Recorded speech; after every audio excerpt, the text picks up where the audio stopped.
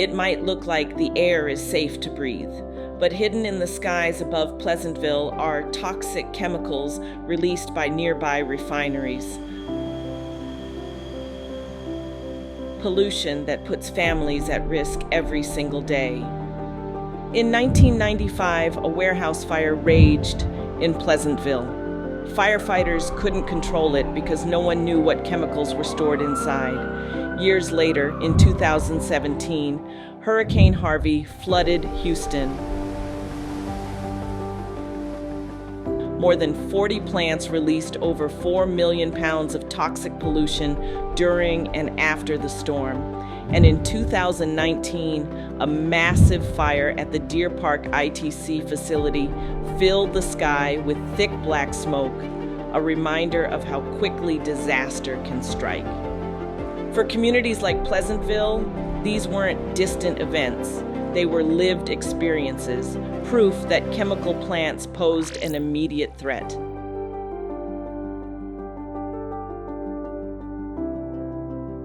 Tired of waiting for industry and regulators to tell the truth, Pleasantville residents took matters into their own hands.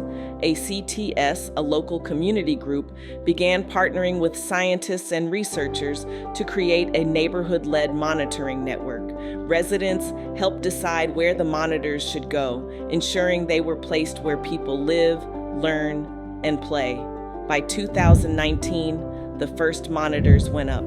These are the monitors going up around town. It's that tiny box sitting on the side of this radio tower. They're monitoring the air quality in everywhere from fire stations to people's backyards. No, I have no trust. So we want our own information.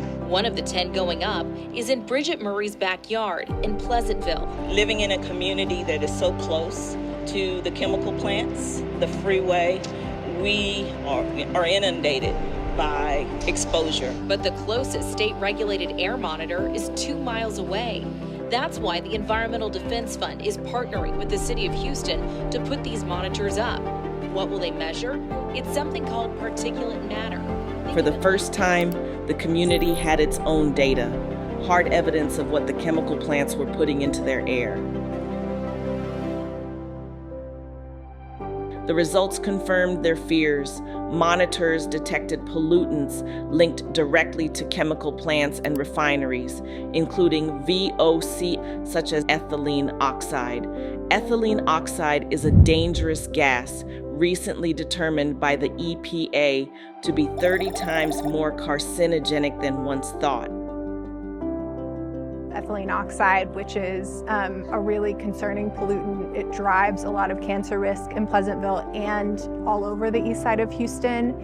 And there's really no data on it at all anywhere in the city or state. And so we saw this grant as an opportunity to be able to collect some initial baseline information just to see what kind of ballpark we're in. In 2021, years of advocacy led the state to recommend a permanent regulatory monitor in the neighborhood, a major step forward. And with new grants and partnerships, the network expanded to include advanced monitors capable of detecting even more pollutants. Today, new mobile monitoring campaigns are underway. The data is clear, and the community is using it to demand stronger protections from the chemical plants around them.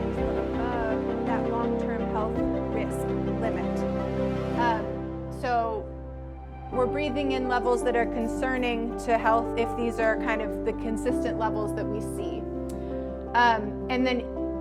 But a lot of our measurements were within what is typically seen within cities. We had some measurements that were even higher.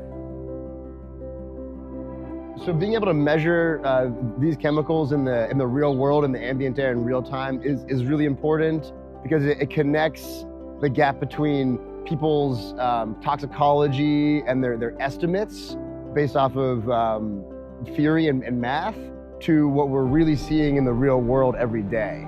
So what we do is we manufacture this analyzer here, which is called the Aroma. And what it does is it measures low levels of chemicals in the air and water. And what we're able to do is put it into like a hard case like this, a Pelican box. and travel around anywhere with it to get those measurements. And so for this study, what we've done is we actually just rented a van, a standard van that anyone would have at a rental car agency, and we outfitted it with carrier gas nitrogen so that we can be running these measurements in real time driving around. So what we do is we drive around and we're always collecting data, and we have a sampling port right here on the outside of the vehicle.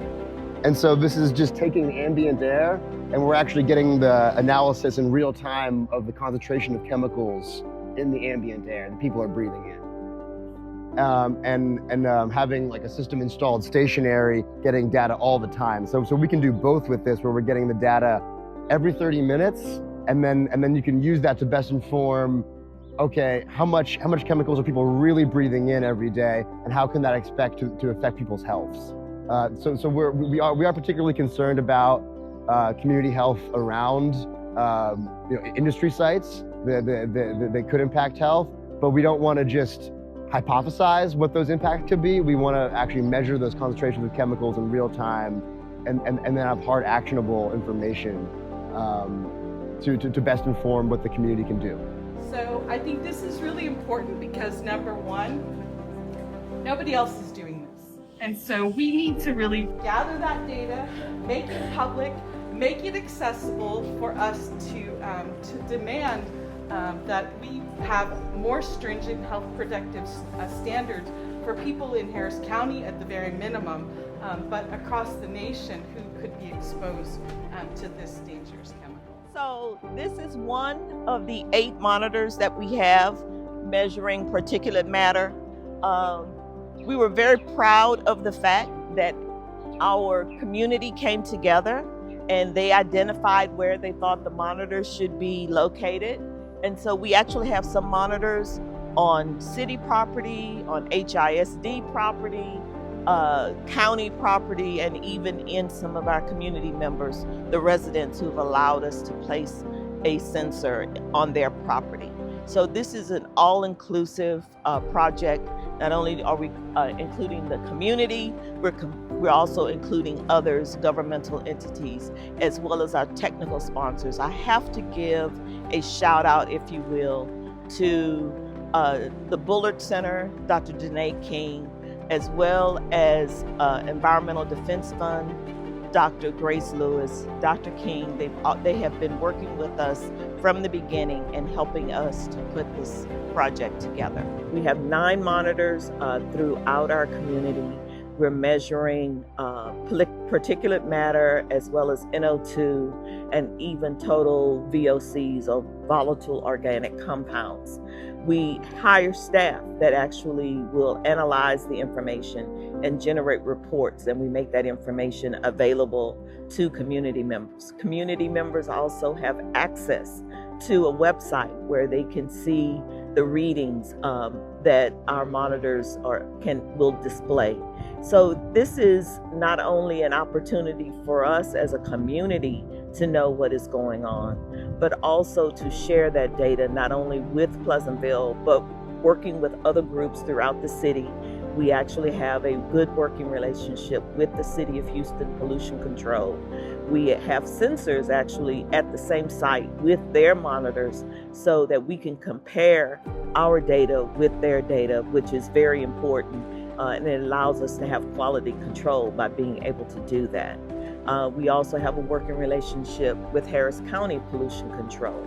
So again, those 2 entities, if we're identifying issues of pollution, we would be reporting that to them, and they then would have to measure again, just to make sure that what we're saying, they are able to reproduce that. We're very proud of the fact that the state of Texas, TCEQ, Texas Commission on Environmental Quality, has selected the Pleasantville as well as Fifth Ward communities for federal monitors. We're looking for that placement or the installation to happen before the end of this calendar year.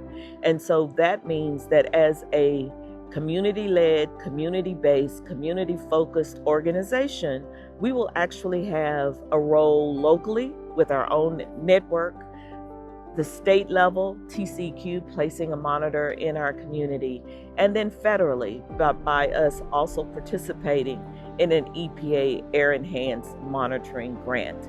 So we're very proud of what we've been able to do. We started this project back in 2018. We had monitors up by 2019, and here we are in 2025, and soon we'll have even more.